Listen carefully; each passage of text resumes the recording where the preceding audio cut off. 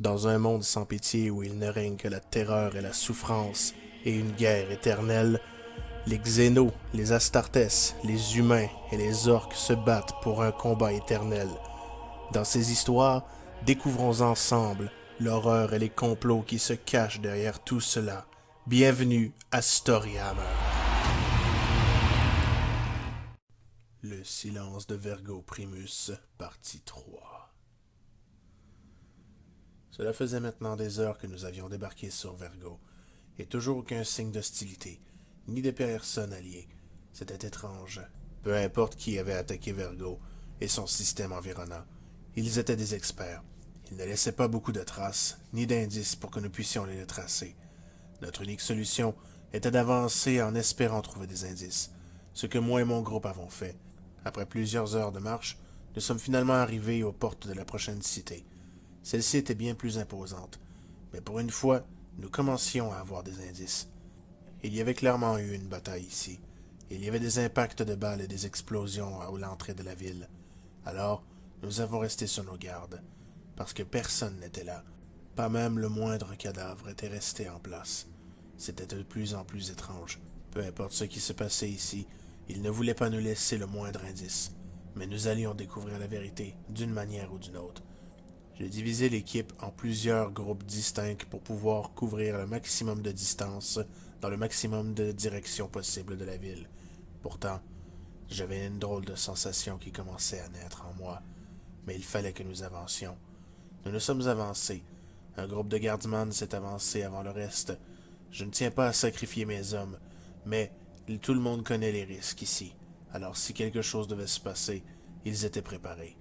Nous sommes entrés dans la ville, en nous méfiant de chaque ombre et chaque recoin.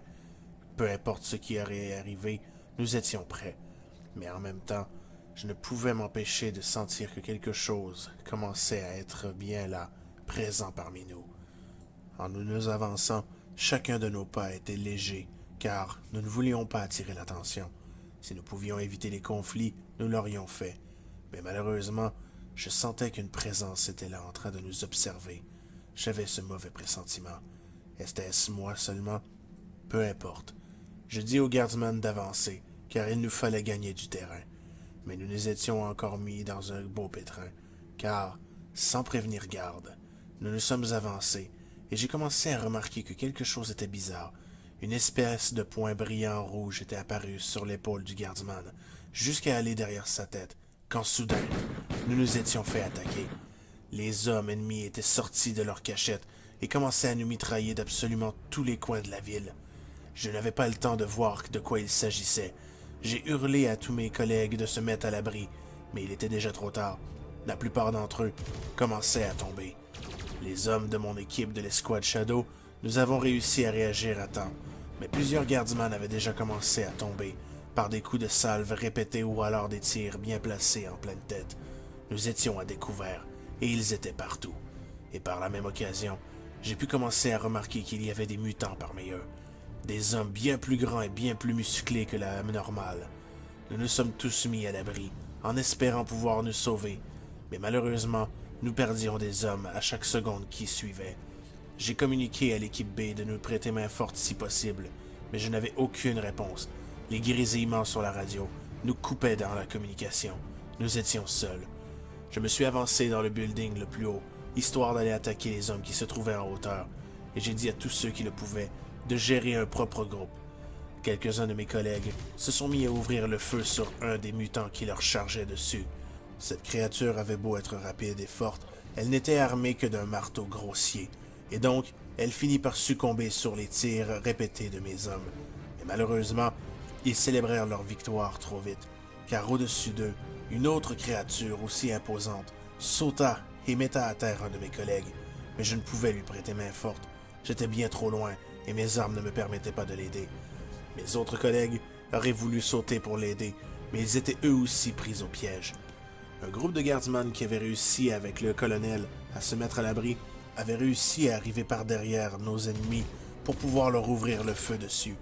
Ils en avaient abattu un autre, et cela nous donnait des avantages à chacun d'entre eux qui tombait. Mais malheureusement, nous étions toujours débordés.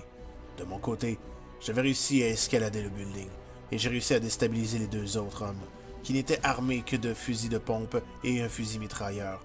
Il n'avait aucune chance face à mes techniques avancées de corps à corps. En un éclair, j'ai réussi à m'approcher, à désarmer le premier et à le poignarder dans la tête. Le deuxième essaya de se jeter sur moi avant que je ne le repousse, ce qui eut pour effet de le jeter en bas du building, où il alla s'écraser au sol et resta complètement inerte. J'avais gagné une position mieux, mais je n'avais pas de sniper pour appuyer mes collègues. Et malheureusement, je voyais au pied du building un autre des miens qui était pris au contact avec cet aberrant. Et malheureusement, je ne pouvais pas l'aider. Mais cela n'était pas le pire. Si nous avions eu seulement à gérer ces problèmes, cela aurait été simple. Mais de là où j'étais, je pouvais maintenant voir un autre problème arriver sur nous, et également la véritable raison de notre ennemi ici. Des Genestealers. Ils fonçaient vers nous, comme si nous n'avions pas assez à faire avec ces hommes. Les deux hommes de la garde ont resté sans défense face à eux qui leur chargeaient dessus. Je les ai vus se faire attaquer, monter dessus et démembrer et dévorer, tandis que le reste des Genestealers fonçaient vers mes autres collègues. Je ne pouvais rien faire, jusqu'à ce que tout d'un coup, des tirs de sniper retentirent au loin. Au début, j'ai pensé que l'ennemi avait des renforts, et puis j'ai entendu des coups de mitrailleuse qui les appuyaient. Je pensais que nous allions être complètement débordés, avant de m'apercevoir que c'étaient nos ennemis qui s'effondraient les uns après les autres. De ma position, j'ai pu voir au loin un soupçon de lumière. Notre deuxième équipe était en train d'arriver sur place. Ils chargeaient les rangs ennemis depuis le flanc, et donc, certains d'entre eux avaient été complètement laissés de travers, tandis qu'au loin, sur une des plateformes d'atterrissage, deux autres membres de l'escouade Shadow avaient commencé à ouvrir le feu sur les Genestealer Cult. Nous avions en train de reprendre le dessus. Cette fois-ci, c'était notre ennemi qui était débordé, et en quelques instants, la bataille fut terminée. Mais cela n'était pas tout. Nous avions perdu une dizaine d'hommes dans cet assaut, mais nous n'avions pas le temps de les pleurer. Nous ferions cela plus tard avec honneur. Pour l'instant, nous étions réunis en un seul grand groupe. C'était notre avantage certain. Mais alors que tout le monde me posait la question, moi aussi, j'étais surpris. Notre ennemi était loin d'être celui que nous pensions. Et au final, nous savions qui était ici. Un culte Genestealer Cult. Ce qu'il faisait ici, nous l'ignorions, mais ce que nous savions, c'est qu'il n'agissait pas comme la plupart d'entre eux, et il fallait savoir pourquoi.